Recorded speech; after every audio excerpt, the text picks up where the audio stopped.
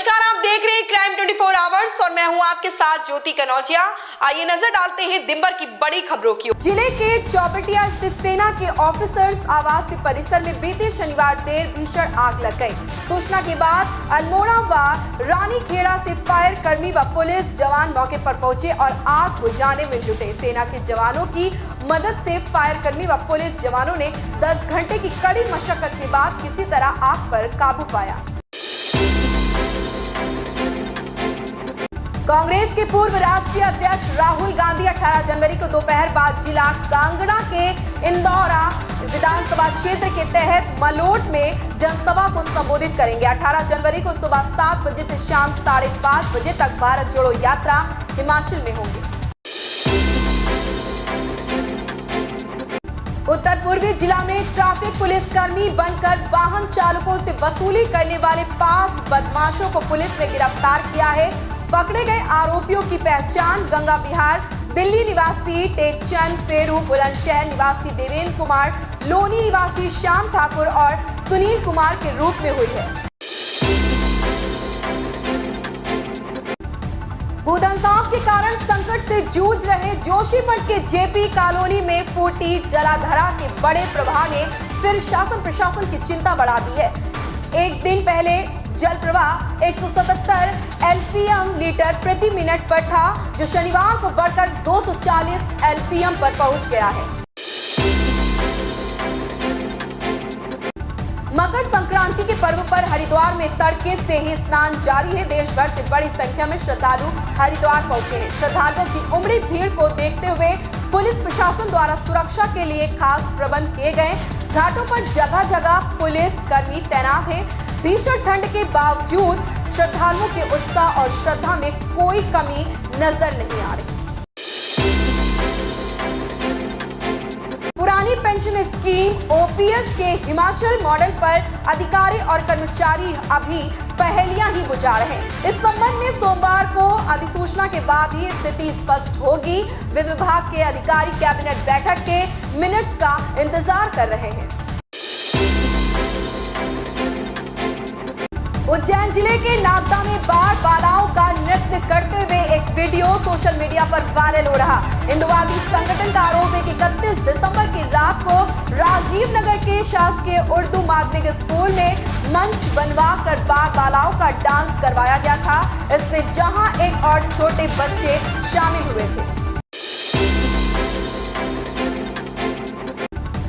दमोह शहर में बजरिया निवासी एक बालक अपने मामा के यहाँ मकर संक्रांति पर्व मनाने गया हुआ था। यहाँ वह एक पेड़ पर चढ़ रहा था। इस दौरान मधुमक्खियों ने उस पर हमला कर गंभीर रूप से घायल कर दिया। बालक को गंभीर हालत में इलाज के लिए जिला अस्पताल लाया गया है, जहाँ उसका इलाज चल रहा है। मिस यूनिवर्स 2022 की घोषणा हो चुकी है। इस बार मिस यूनिवर्स 2022 का ताज यूएसए की आर बोनी गैब्रियल के सिर पर सज गया है। बता दें कि इस इवेंट में 84 महिलाओं ने हिस्सा लिया था। भारत की बात करें तो हरनाज संधू के बाद इस साल भारत की ओर से दिविता राय प्रतियोगिता का हिस्सा बनी। नेपाल के पोखरा अंतर्राष्ट्रीय हवाई अड्डे पर रनवे पर 72 सीटों वाला यात्री विमान दुर्घटनाग्रस्त हो गया। बचाव कार्य जारी है। फिलहाल एयरपोर्ट को बंद कर दिया गया है। अभी कितने लोगों की मौत हुई है, इसकी जानकारी सामने नहीं आई है। केंद्रीय अन्वेषण ब्यूरो सीबीआई ने रविवार को भ्रष्टाचार के खिलाफ बड़ी कार्रवाई की। सीबीआई ने 50 लाख रुपए के कथित घूसखोरी के मामले में गुवाहाटी में तैनात एक अतिरिक्त मंडल रेल प्रबंधक को गिरफ्तार किया है।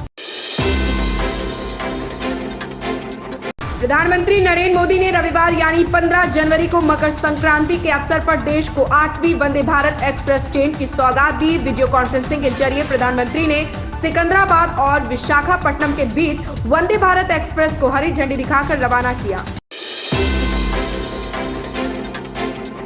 भारतीय जनता पार्टी के नेता और पूर्व सांसद किरीट सोमैया ने शनिवार को SRA फ्लैट्स घोटाले को लेकर मुंबई के पूर्व मेयर किशोरी पेडनेकर पर गंभीर आरोप लगाए। उन्होंने कहा कि किशोरी ने अवैध रूप से वर्ली में गरीब झुग्गीवासियों के 4 फ्लैटों पर कब्जा कर लिया था। टाटा मुंबई मैराथन मुंबई में छत्रपति शिवाजी महाराज टर्मिनस से शुरू हुई कोरोना महामारी के कारण 2021 और 22 में मुंबई मैराथन का आयोजन नहीं हो सका था। इसी कारण इस बार मैराथन को लेकर लोगों में अधिक उत्साह है। 55,000 से ज्यादा लोगों ने इस बार मुंबई मैराथन के लिए रजिस्ट्रेशन कराया है। अपने जन्मदिन के अवसर पर मायावती ने कहा कि बसपा अगले साल होने जा रहे 4 राज्यों की विधानसभा चुनाव और लोकसभा चुनाव में किसी से गठबंधन नहीं करेगी और अपने दम पर चुनाव लड़ेंगी। उन्होंने कहा कि यदि बैलेट पेपर से चुनाव कराया जाए तो दूध का दूध और पानी का पानी हो जाएगा। यह सारा खेल ईवीएम की गड़बड़ी का है।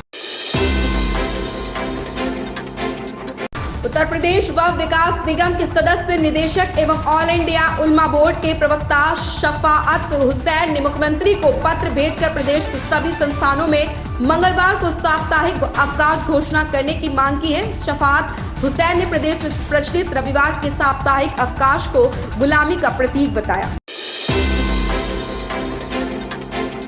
राजस्थान में मकर संक्रांति का पुण्यकाल रविवार को मनाया जा रहा, लेकिन सूर्य के उत्तरायण होने और दान पुण्य के दिन के साथ तापमान में बड़ी गिरावट दर्ज की गई। हिमालय के पहाड़ी इलाकों में पंजाब के रास्ते आ रही उत्तरी बर्फीली हवाओं ने राजस्थान में शीतलहर फिर से चला दी और पूरे उत्तरी भारत के ठंड की चपेट में आने की संभावना है।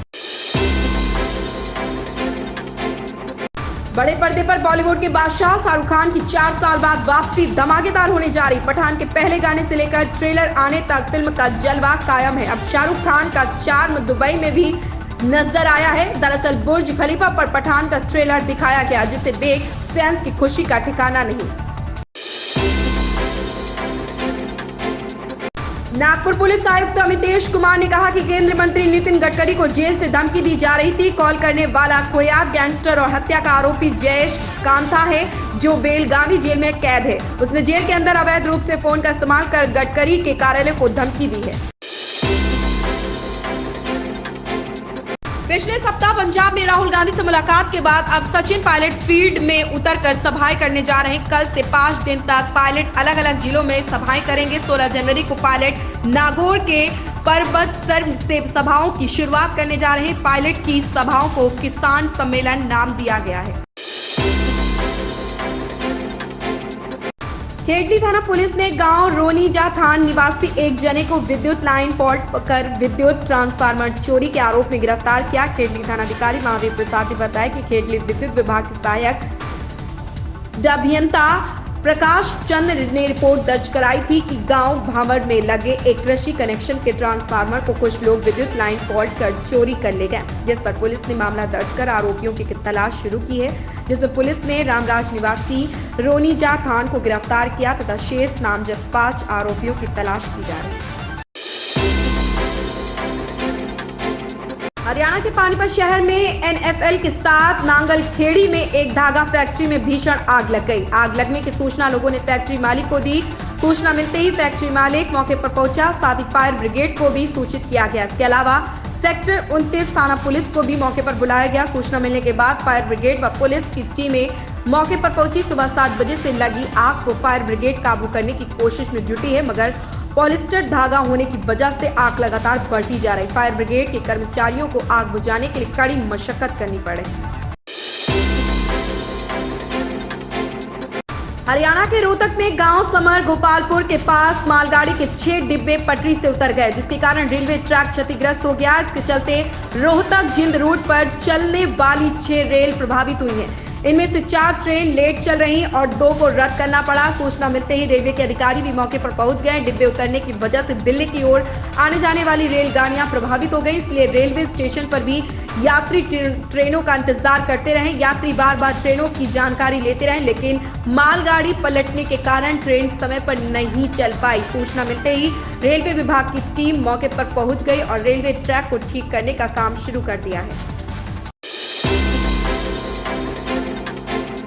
आज मेदिनीपुर बालाजी के पास गांव उदयपुरा में गौशाला सेवा समिति में मकर संक्रांति के उपलक्ष्य में गौमाता का पूजन करके सभी गौमाता का आशीर्वाद लेकर सुंदरकांड का पाठ करवाया, जिसमें टीकम प्रजापति, पिंटू प्रजापति सुंदरकांड के पाठ किए और भजनों की प्रस्तुति दी, जिसमें सभी लोगों ने भजनों का लुत्फ उठाया। और गौ माताओं को बाजरा, गाजर, पालक, गुड़ खिलाया। गौ माता की मिट्टी पर सर पर लगाई और गौ माता के जयकारों में लगाएं और सभी लोगों ने पंगत में बैठकर प्रसादी ग्रहण किए। ईआरसीपी को राष्ट्रीय परियोजना घोषित कराने के लिए भोपुर गांव में किसान महापंचायत हुई। पहले मंदिर में पूजा अर्चना की, फिर सभा स्थल पहुंचे किसान नेता रामनिवास मीणा। सैकड़ों वाहनों के काफिलों के साथ सभा स्थल पहुंचे मीणा। किसान नेता रविंद्र मीणा भी सभा स्थल पहुंचे। टोडा भीम के भोपुर बहादुरपुर की गंभीर नदी के एनीकट के पास हुए किसान महापंचायत पूर्वी राजस्थान नहर परियोजना किसान संघर्ष समिति के बैनर तले हुई महापंचायत में दिया ईआरसीपी नहीं तो वोट नहीं का नारा। ईआरसीपी को राष्ट्रीय परियोजना घोषित कराने के लिए करौली जिले के 200 गांवों में आगाज बुलंद की। बहराइच ने लुम्बिनी को 1-0 से हराया। मटलार के मैदान में खेला गया फुटबॉल का फाइनल मैच। मुख्य अतिथि मनमोहन तिरुनायक और एसओ नवीन चौधरी ने खिलाड़ियों से किया परिचय। नेपाल के लुम्बिनी और भारत के बहराइच के बीच खेला गया फुटबॉल फाइनल। हाफ टाइम तक दोनों टीमें बराबर पर रही। रविवार को स्वामी देवानंद इंटर कॉलेज मटलार के मैदान में फुटबॉल फाइनल का मैच बहराइच और लुम्बिनी के बीच खेला गया। स्वामी देवानंद इंटरमीडिएट कॉलेज मटलार के प्रांगण में स्वर्गीय विनोद सिंह मुस्लिम लारी ऑल इंडिया सद्भावना फुटबॉल प्रतियोगिता मैच के पहले हाफ टाइम तक दोनों टीम बराबर रही। सेकेंड हाफ के 30 मिनट पर बहराइच के 9 नंबर के खिलाड़ी ने एक गोल दाग दिया।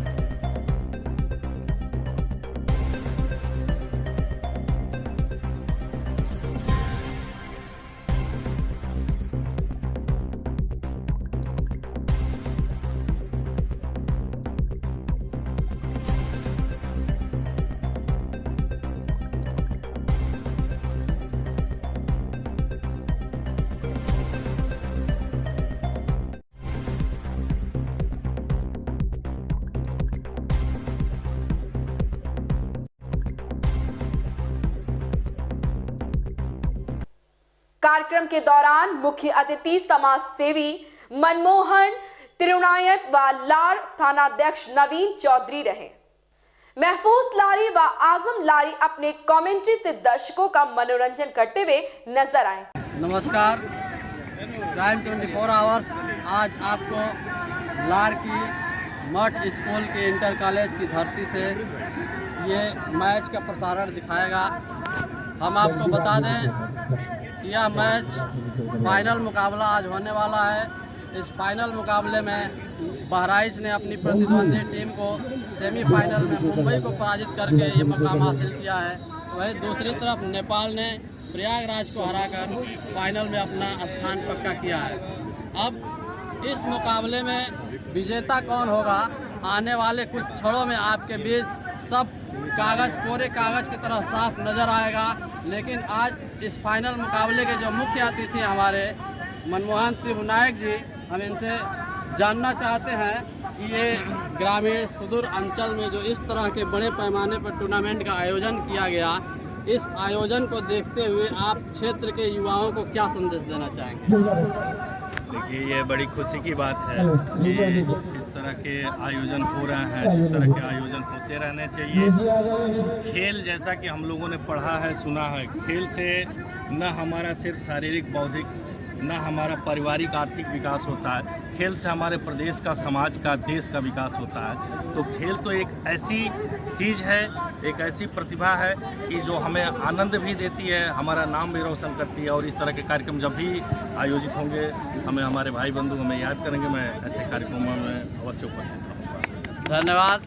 थोड़ी देर में इस फाइनल मुकाबले का आनंद लेंगे, लेकिन इससे पहले हमारे साथ लार के थानाध्यक्ष नवीन चौधरी जी भी हैं, इनसे भी हम जानना चाहेंगे कि अभी इन्होंने कुछ देर पहले बताया कि हम भी फुटबॉल के बहुत बड़े प्लेयर रह चुके हैं, तो आप क्या संदेश देंगे अपने जुबानी इस क्षेत्र के युवाओं को?